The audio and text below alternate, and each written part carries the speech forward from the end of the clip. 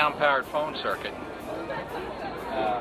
Like the guy up there on watch I was telling you about with headphones and a microphone.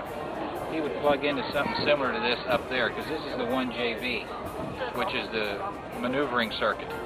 See an anchor detail maneuvering circuit. Okay. So everybody that's plugged into the 1JV on the ship can hear everybody else. Okay. So, and you can even see the 1JV. Says 1JV on it. Okay. Yeah. So who would you be in contact with directly? The bridge. The bridge. Okay. So, Yeah. all right. And you can see here this is broken, but that actually goes on this cap.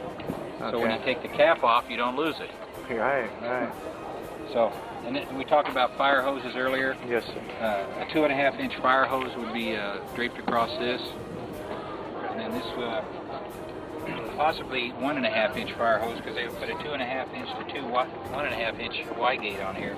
That's a saltwater strainer. This sucks. This goes down to the fire pump, which takes the seawater directly out of the ocean and pushes it right to here. So if you start losing pressure, you dump the strainer, and anything that's accumulated in here will flush out. Flush it, so, and then you can close it. Normally that would stay like this, because then that locks it. But they need there's a little thing that slides on there. It's missing here. Okay. So would they use seawater to fight fires? Then? Yes. Literally. It's the only way you can. Yeah. You wouldn't have enough fresh water. Okay.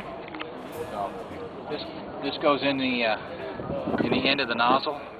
So if they've got a turret fire or any kind of a fire up here, they can put this out in front of them and puts the water spray out to protect the firefighters that are standing back here behind it. Okay. Usually it takes a whole team to manage this, as well as another team with a fire hose trying to actually fight the fire. Yeah. So if you were on a fire detail, you were very important. Yeah, Specialized. a lot of training it took. This is a port light. Okay. Not to be confused with a port hole.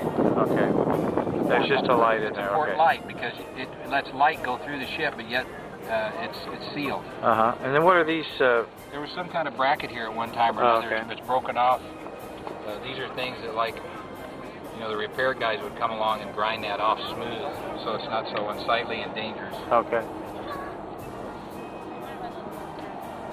This is a drain scupper for that main deck. The water would come, and it hits this drain. It drains down to this deck, and then drains and goes over the side. Oh wow. Okay.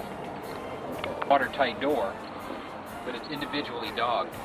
There's 8 of them or 10 of them here. So this one over here is a quick acting. All right. So when you close this, you can use this to launch all the dogs at once. Okay. Where that one has to be individually. dogged individually. Yeah. Wow. There's a rubber gasket in here that seals against this knife edge. Oh, okay. And will keep the compartment watertight. Wow. Yeah, executive officer stateroom. You can see that the ship wasn't built in the days when air conditioning was a given. Right, so you had to have some ventilation. So he could always have some fresh air flow. Yeah.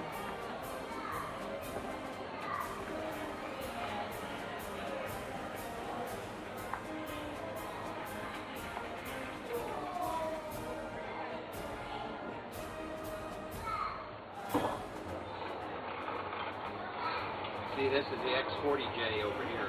Okay, sir. X40J was the captain's battle circuit. Oh, okay. Yeah, these are the most important lines of communication here. Yeah. So he could be in touch with the bridge, right? Well, it's just whoever was down here on the things could communicate directly with the bridge. Yeah. Probably lookouts. Because during the war, they always had a lot of lookouts. Yeah. Always a lot of lookouts.